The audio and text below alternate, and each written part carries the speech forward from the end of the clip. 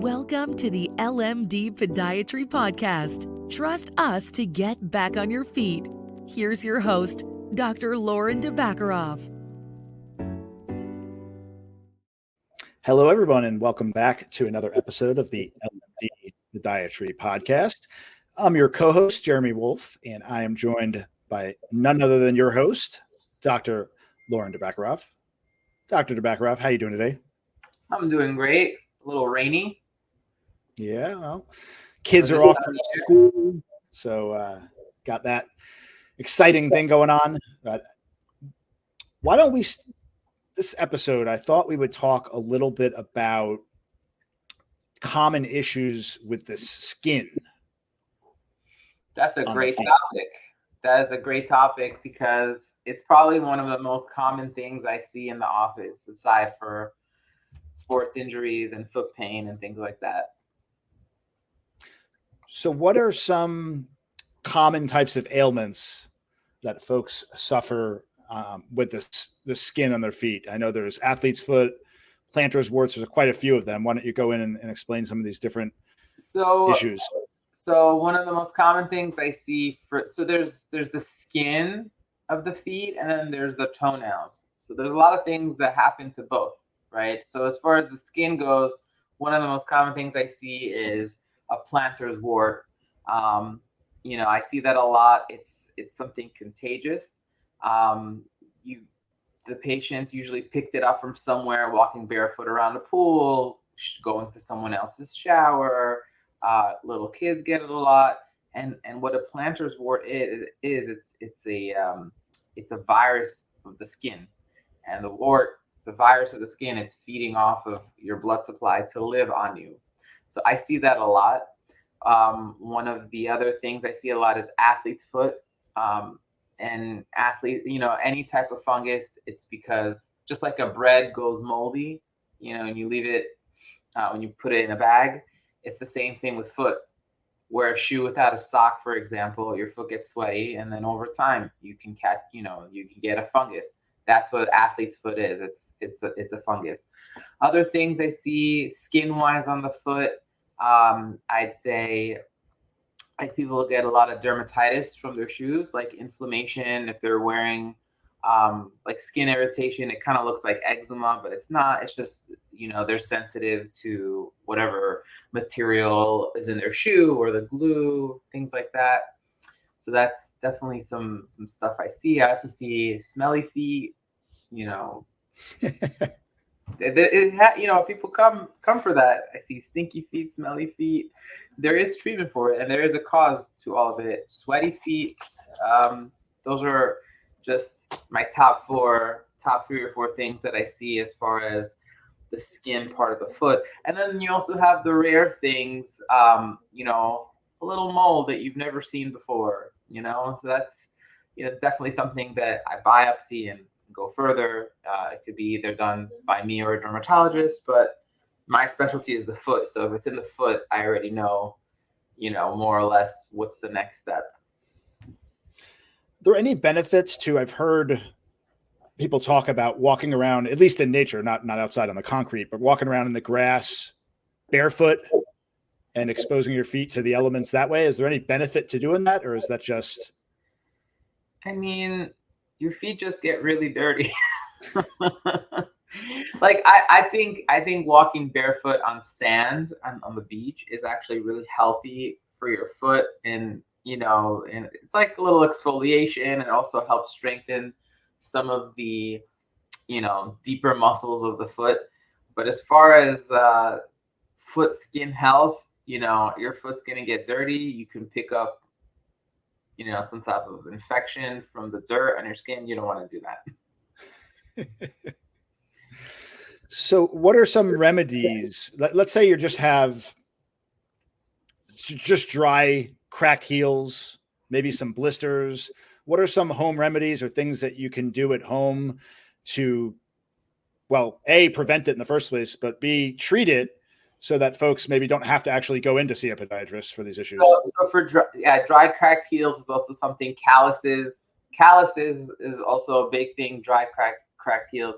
But for dry, cracked heels, one of the, the best thing for that is not walking barefoot. That's the best. That's it. That's the best way, because your foot gets dry and it doesn't you're not retaining the moisture of your own skin in the foot. That's why Florida is like top for dried cracked heels, because everybody's wearing sandals, everybody's walking barefoot at home. But to treat it, if you want to avoid coming to see me, the best thing to do, my recommendation is always cream under occlusion, which means you take any cream that you have at home, your Eucerin or your Aveeno or whatever body lotion you have, and then you slap it on the back of your heel, on the bottom of your heel, and then you put a piece of saran wrap over your heel at night, and then you put on a sock. So what happens is you don't let the cream dry to air, and it fully gets absorbed. So that's one of my top tricks. I also, there's different soaks that I sell in the office that help, use different medicines to debride the skin for people who can't reach their feet. There's so many different treatment options. And then if you really can't get to it, once, I can, in my office, I scrape it down and help you prevent it from coming back. So that's a great remedy. It's pretty basic. You just have to do it.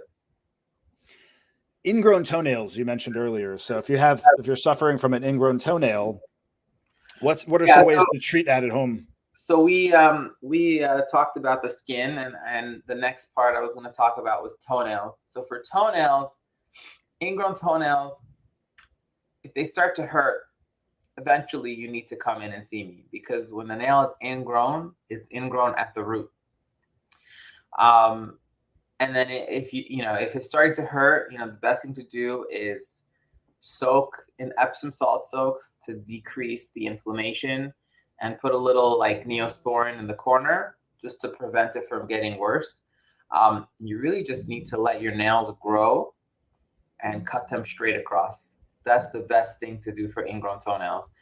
Now, if you let it go too far, it becomes more and more ingrown, and it becomes more and more painful, and it can get infected. And that's when you really need to see me. I'm curious, why are the nails so sensitive? Obviously, there's nerve clusters there. I get why it's so painful when you have an ingrown toenail, but from like an evolutionary standpoint, what's the reason why the nails, what do they do for the body? Speaking of the toenails specifically, that would cause them to evolve in such a way that it's that painful, and there are nerve clusters there. So the nail bed, which is the skin underneath the toenail or your fingernails, it's highly innervated. Like there are a lot of innervated.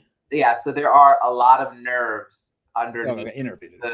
But even if you rip off your fingernail, it's very painful, because underneath the fingernail or the toenail, there's actually a lot of nerves, and that's why it's so painful. And that's why you always need a little local anesthesia before I do anything to fix the ingrown toenail.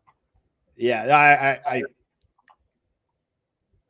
definitely a lot of nerves under those. I was more curious, and maybe you don't know the answer to that, as to evolutionary why it hurts so much. No, not why it hurts. Why the body evolved to have these nerve clusters specifically under the nails? Like what function do the nails serve in the body?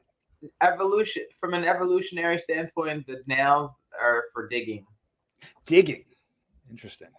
Like you see a monkey, gorilla, what do they use their claws for? It's for digging. And that's kind of, from an evolutionary standpoint, why we even have fingernails and toenails. Like the toenails don't really have much of a function in our era right now.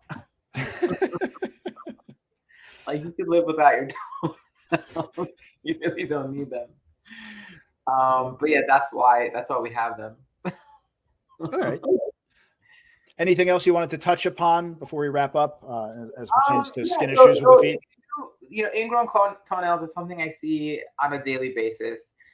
You could use those remedies, if it hurts, just to like avoid it from getting worse. But if you truly have an ingrown toenail, you have to come in and get evaluated. There's so many different treatment options. There's, the basic procedures. And then there's even, I have a system called Onifix. Onifix is a great non-invasive way to treat an ingrown toenail. It's actually a brace for the toenail. So, and it helps it grow out straight, over time as your toenail grows out. It's great. And then there's obviously needles and the sort for really bad toenails that are infected. And we can't wait for Onifix to do its trick. But yeah, you can't let it go too far. I've seen them get really bad when patients don't come to the doctor. I've seen an ingrown toenail become a bone infection. So it's pertinent not to let it wait. Yeah, common theme, right? Preventative care. Make sure you get don't wait until it's too late. Get checked out, get your annual checkups. And if you have an issue, don't wait to address it, because then it becomes a problem for sure. Dr. D, always a pleasure. Pleasure is mine. All right. Thanks everyone for tuning in. We will catch you on the next episode. Everyone take care.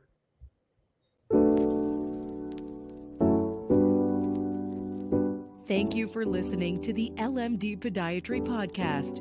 For more information, visit lmdpodiatry.com. That's lmdpodiatry.com.